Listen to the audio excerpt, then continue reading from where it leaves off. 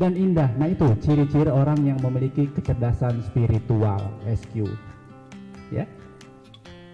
Ketika terjadi sesuatu sama dia jatuh, tidak nyalahin keadaan, ya kan? Tapi dia menganggap, oh mungkin ini teguran dari Sang Maha Kuasa, biar saya lebih berhati-hati, gitu, ya. Oke? Jadi IQ dan EQ yang hebat, kalau tidak dibingkai oleh spiritual question, itu tidak akan berarti apa-apa, ya.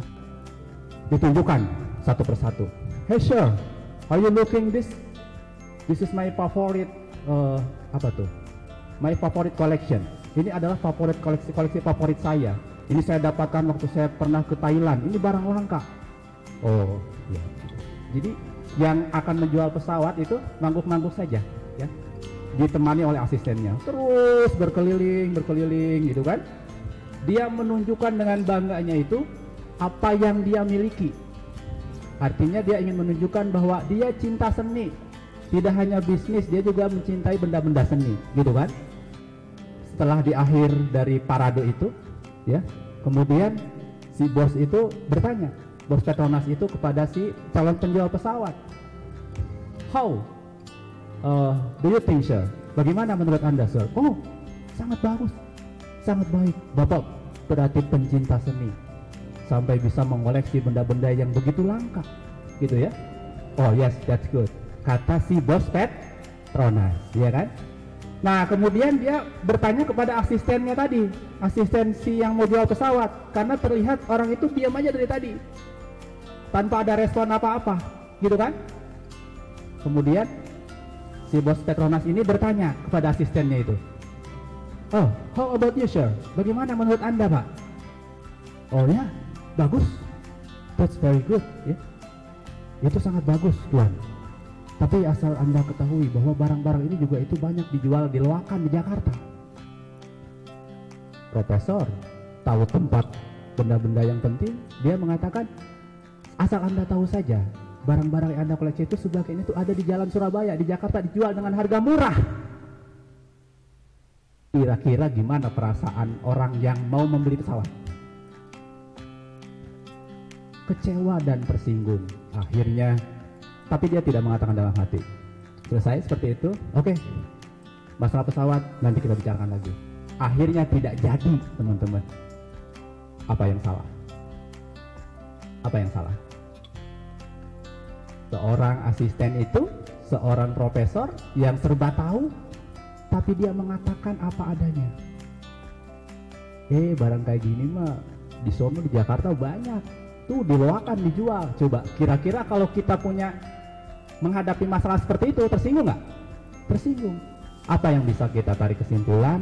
Berarti si orang tersebut meskipun IQ-nya pinter, seorang profesor, tapi dia EQ-nya masih rendah. Apa salahnya dia mengatakan, oh bagus, cukup? Tidak akan berakhir tragis tuh. Miliaran atau triliunan tender akhirnya nggak jadi, gara-gara dia mengatakan di Jakarta banyak. Nah begitu teman-teman, ya. Oke, teman-teman kesel nggak kalau ada di kelas anak pinter tapi jutek? Kesel ya, apalagi nggak ngasih contekan kalau ada tugas gitu ya. Kesel pak, ya artinya apa? Seseorang itu ternyata menurut penelitian teman-teman, IQ itu hanya menentukan 20% untuk kesuksesan seseorang. 20%. Sisanya itu adalah EQ dan faktor-faktor yang lain. Ya, jadi kita jangan dulu berbangga punya IQ tinggi, ya kan? Belum tentu bisa sesukses teman kita yang biasa-biasa saja, gitu. Maka mumpung sekarang kita sudah mulai, oh ternyata saya juga butuh kecerdasan EQ, emotional question. Ya, jadi bagaimana cara kita memperlakukan orang lain, bagaimana cara kita bersikap, itu ada di bagiannya EQ. Dan ternyata teman-teman itu lebih besar pengaruhnya terhadap kesuksesan seseorang. Teman-teman tahu nggak cerita awal mulanya dijual air mineral? Yang sekarang kita bisa tinggal nikmati, ya kan, colok minum, ya kan? Ternyata itu dulunya itu diceritakan awalnya adalah dari rasa empati dan simpati seseorang terhadap para penumpang kereta api. penumpang kereta api, ya kan? Dia kan perjalanannya lama tuh ya, seperti itu. Mungkin dia tidak menyiapkan bekal minum dari rumahnya, ya kan? Pada saat itu ceritanya belum ada yang jualan air mineral, gitu ya. Bapak tidak sebut merek, nanti takut disebut endorse, ya. Nah, jadi belum ada yang jualan air mineral. Kalaupun misalnya ke warung Pak, bisa, tapi harus beli makan dulu. Masa cuma minta air putih doang, ya kan? Harus dengan paket beli makan, seperti itu. Nah, ternyata orang melihat itu, oh kasihan ya mereka itu. Akhirnya apa? Awalnya seseorang itu mempaket atau membuat air mineral air putih dengan plastik es, bungkusin gitu, kayak kamu beli es aja gitu kan, bagi-bagiin. Awalnya dibagikan, ternyata itu dilihat ide bisnisnya oleh orang yang cerdas secara emosional. Question apa? Bikin perusahaan air mineral sampai sekarang kita nikmati. Itu dari mana? Bukan karena dari kecerdasan, tapi awalnya dari emosional question seseorang yang begitu tajam melihat peluang. Seperti itu, bisa dipahami ya. Nah, nanti teman-teman tuh dalam hal berorganisasi pasti akan selalu bergelut dengan EQ. Itu tidak hanya kaitannya dengan kemampuan mengendalikan marah, EQ itu ya, tapi juga bagaimana kemampuan kita untuk berempati, bersimpati, bagaimana cara berbicara yang baik, bagaimana cara memposisikan diri kita dengan orang lain sejajar, seperti itu ya.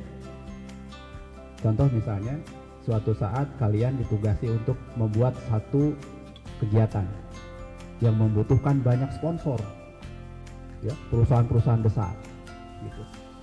Nah, tentu komunikasi juga itu perlu dilatih oleh seseorang yang memiliki kecerdasan EQ yang baik, ya kan? Contoh, pandangan mata. Kalau kita baru pertama kali lihat seseorang, bertemu seseorang, pandangan mata kita tajam. Apa kira-kira yang ada dalam bayangan kamu? Nyaman gak orang dilihat begitu? Tidak.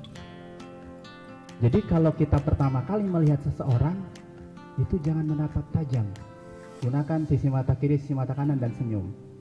Smile. Jangan langsung tajam gini. Nanti orang, gue salah apa ini? Nah gitu.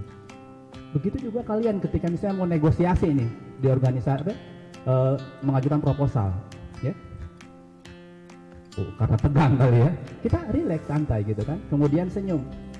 Senyum itu juga harus simetris, ya.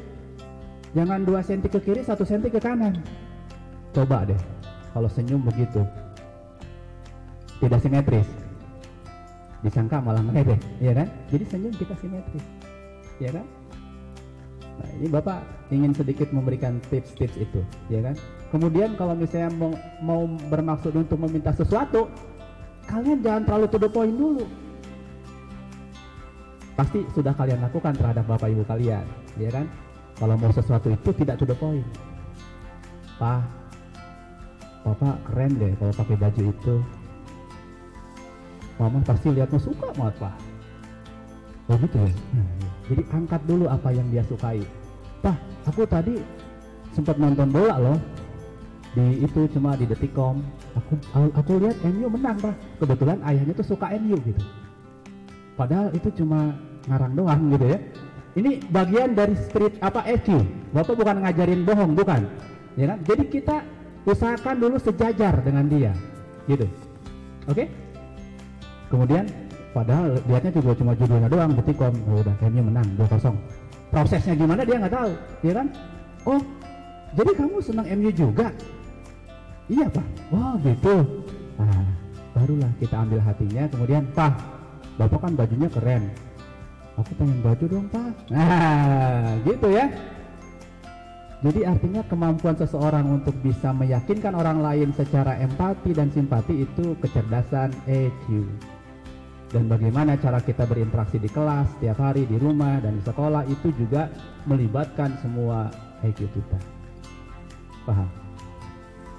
Oh, berarti sudah lengkap, Pak. Kalau saya punya EQ yang keren, EQ yang mantap, sudah lengkap hidup saya. Nanti dulu.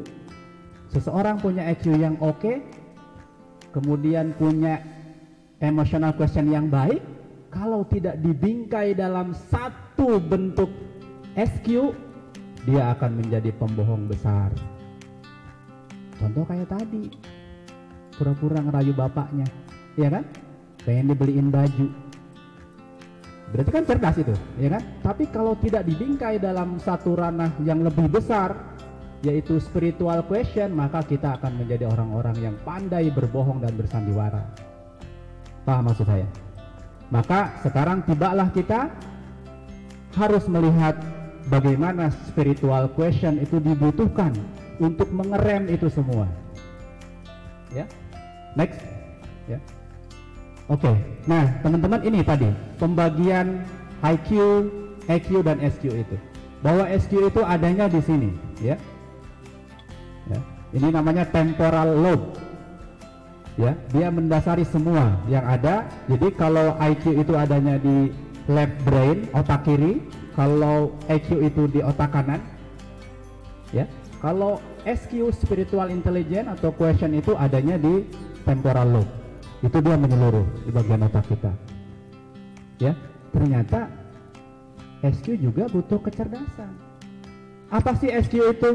Boleh di next, teman-teman? Itu yang itu. Ya, apa itu SQ atau spiritual question? Secara umum, kecerdasan spiritual itu adalah kemampuan yang dimiliki seseorang untuk memahami makna setiap kejadian yang ada di lingkungannya. Dengan kata lain, seseorang yang pinter ngambil hikmah dari setiap peristiwa. Ya, contoh misalnya kalian melakukan traveling dari Cikarang ke Bromo, Jawa Timur, naik bus misalnya. Satu bus itu bisa jadi setiap orang melakukan aktivitas yang berbeda-beda dan pengalaman yang berbeda-beda. Ya, ada yang dari Cikarang baca doanya kalau orang Muslim, Bismika Allahumma ahya wa bismika amut. Set, yang penting nyampe Bromo, tidur. Ya, ada yang nyanyi-nyanyi gitu kan, seneng gitu, nyegerin musik gitu. Ada yang kerjaannya nengok ke bagian luar jendela. Wih, gunung tuh bagus ya. Ternyata di sini ada mall ya. Oh, ternyata di sini ada apa? Kira-kira siapa yang pengalamannya lebih banyak? Orang yang melihat. Akhirnya